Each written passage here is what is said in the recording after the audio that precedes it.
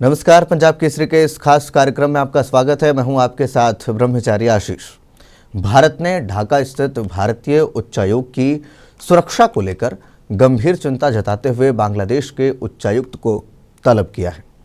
यह कदम हालिया धमाकों और 7 सिस्टर्स को अलग थलग करने वाले बयान के बाद उठाया गया,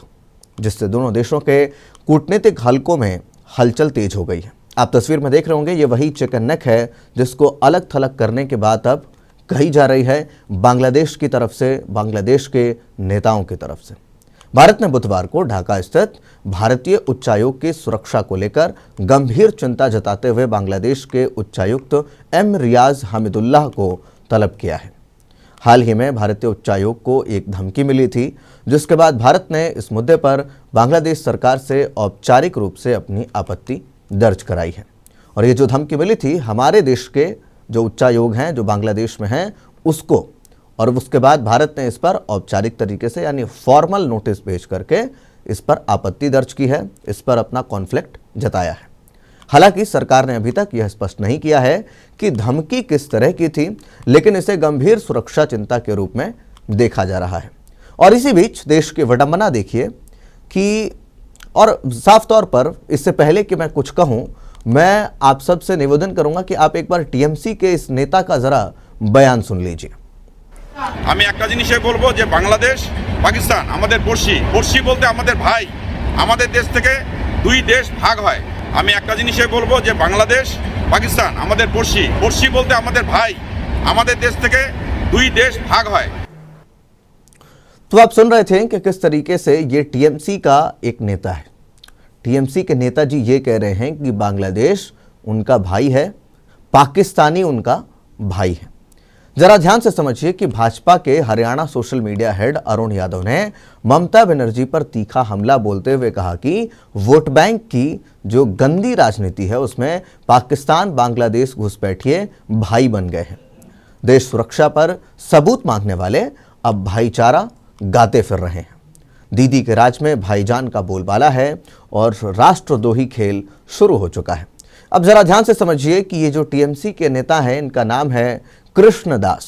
और ये जो जगह है जलपाईगुड़ी बंगाल में, उसी जगह का ये व्यक्ति जो है वो SC ST OBC टीएमसी का अध्यक्ष है। यानी जो SC ST कोटा है OBC का, उसका ये रीजनल जो हेड होता है वो है, और उसकी ये बयानबाजी जो है वो आपको मैं सुना रहा था। अब आप इस चीज को ध्यान से समझिए कि एक तरफ जहां भारत आपत्ति दर्ज करा रहा है कि भारत के 7 सिस्टर्स को काटने के लिए बांग्लादेश लगातार तैयार बैठा है, वही हमारे देश में बैठे कुछ गद्दार ये कहते हैं कि वो बांग्लादेशियों को भाई मानते हैं, और ये बांग्लादेशी जो है वो बंगाल में घुस करके बैठे हुए हैं, और इन्हीं के सय पर ममता बनर्जी सरकार जीत करके, हमेशा से जो वोट होते हैं, चुनाव होते हैं, वो जीत करके सरकार बनाती रही है। अब ममता बनर्जी को इन बांग्लादेश घुसपैठियों से बहुत आपत्ति है कि इनको क्यों बाहर निकाला जा रहा है, और फिर उसके बाद ये सवाल वो उठाते हैं कि फिर भारतीय जनता पार्टी ने इन घुसपैठियों को घुसने कैसे दिया।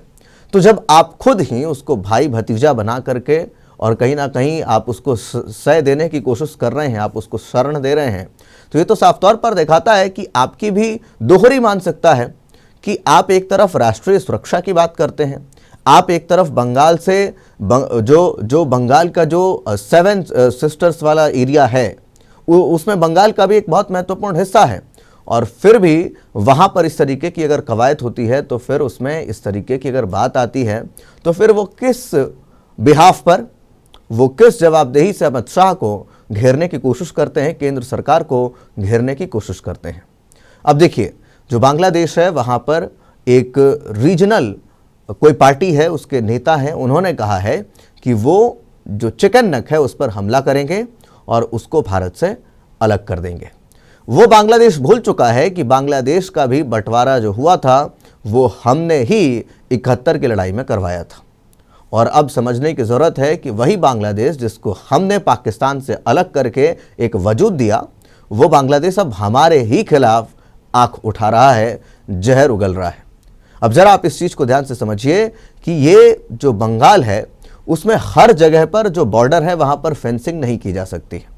क्योंकि जो पाकिस्तान है, पाकिस्तान के साथ भी जहाँ जहाँ पर सीमा लगते हैं, चाइना के साथ हमारी सीमा लगती है, उन सभी जगहों पर आप नाकाबंदी जो है वो नहीं कर सकते। आप वहाँ पर फेंसिंग जो है, जो लोहे की कंटीले तारे होती हैं, वो आप नहीं लगा सकते। और इसी वजह से कहीं कहीं से जहाँ पर लूप होल्स रह जाते हैं, वहाँ से बांग्लादेशी भारी मात्रा में भारत की ओर आते हैं और वो घुसपैठिए यहाँ पर अंदर घुस करके और फिर उसके बाद यहीं पर हमारे जो रिसोर्सेज हैं, संसाधन हैं, उनका उपयोग करते हैं और हमारे ही कुछ नेता उनको सह देते हैं और उनसे वोट बैंक की राजनीति में अपने देश के साथ गद्दारी करते हैं। और कुछ इसी तरीके का काम जो है वो ममता बनर्जी करती हुई नजर आ रही हैं। ये देखिए, ये चिकन नेक जो आप हमारी तस्वीरों में देख रहे हैं, ये भारत का बहुत अभिन्न अंग है और ये हमारे भारत के जो अधिकारी हैं, उन्होंने अब तलब किया है बांग्लादेश के अधिकारी को ये कहने के लिए कि ये जो बेकार की बेतुकी बातें कर रहे हो, इसका खामियाजा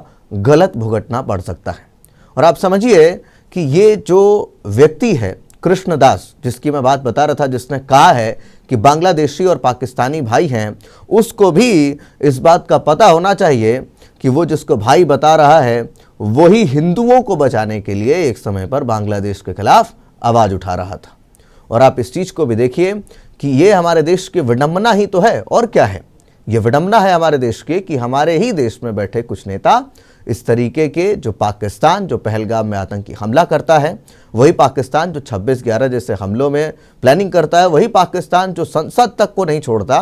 वो पाकिस्तान अब उसके जो मुल्क के रहने वाले लोग हैं, जो पाकिस्तानी हैं, उसको ये कृष्णदास टीएमसी का नेता ये भाई बता रहा है और भाईजान बता रहा है। और इसके पीछे सिर्फ एक वजह है, वो है इन लोगों का जीत कराना और सत्ता में बने रहना। हमारे देश में कई बार नेताओं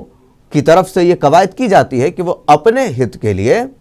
देश की जो अखंडता है, देश की जो एकता है, उसको भी हाशिए पर रख देते हैं,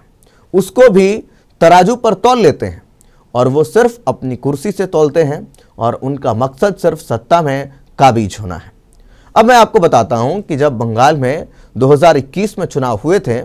तो उस समय भारतीय जनता पार्टी ने 77 सीटें हासिल की थी और ममता बनर्जी 100 से ज़्यादा सीटें ला करके वहाँ पर सरकार में आई थी। और उसके बाद से ही बीजेपी जो है वो लगातार इस पर काम कर रही है कि वो बंगाल में जो अभेद्य किला है ममता बनर्जी का, उसको पूरी तरह से कैसे सेंध लगा सके। कुछ चर्चाएं ये भी हैं कि नितिन नवीन को, जिनको अभी भाजपा का राष्ट्रीय कार्यकारी अध्यक्ष बनाया गया है, उनके बनाने के पीछे भी मिशन बंगाल है।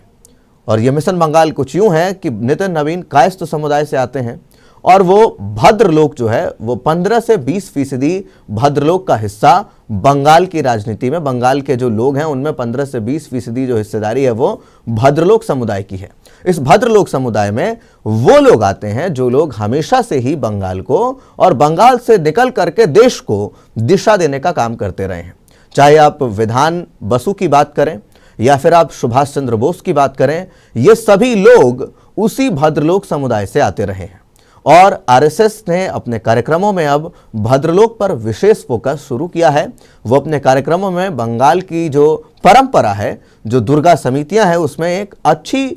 पैठ जो है वो बनाने में लगे हुए हैं। और ये नितिन नवीन जो है वो उसी भद्रलोक जो विशेष समूह है उससे आते हैं और ये बिहार में भी 5 बार के विधायक रहे हैं, बांकीपुर से ये विधायक हैं अभी भी और बिहार सरकार में मंत्री भी हैं।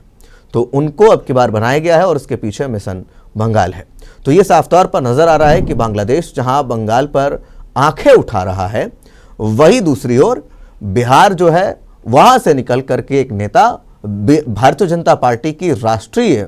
पार्टी की जो कमान है उसको संभालता है और उसके पीछे मिशन बंगाल है। बंगाल की वो सीटें हैं जहां पर घुसपैठिए बैठे हुए हैं। अभी एसआईआर का जब तमाम चीज़ें चल रही थी तो एसआईआर के दौरान भी बंगाल को बड़ी आपत्ति थी और ये कहीं ना कहीं साफ तौर पर दिखाता है कि वहाँ पर खेल जो है वो अब के बार होगा। और ये कहीं ना कहीं खेल जो है और या फिर ये जो पूरी ये जो बयानबाजी चल रही है, ये कहीं ना कहीं ऊहापोह को दिखाती है कि ममता बनर्जी डरी हुई सी तो ज़रूर लगती हैं। इसी वजह से एसआईआर में लगभग 1 करोड़ मतदाता जो हैं उनका नाम काटा गया है बंगाल से, और ये साफ तौर पर दिखाता है कि बड़ी संख्या में घुसपैठिए बंगाल में बैठे हुए हैं। बहरहाल आप क्या कुछ सोचते हैं भारत के 7 सिस्टर्स को काटने को लेकर के, और दूसरी ओर हमारे ही देश में बैठे कुछ टीएमसी के नेताओं की देश से गद्दारी को लेकर के आप अपनी राय कमेंट बॉक्स में लिख करके जरूर बताएं। देश दुनिया की तमाम खबरों के लिए लगातार देखते रहिए पंजाब केसरी। धन्यवाद।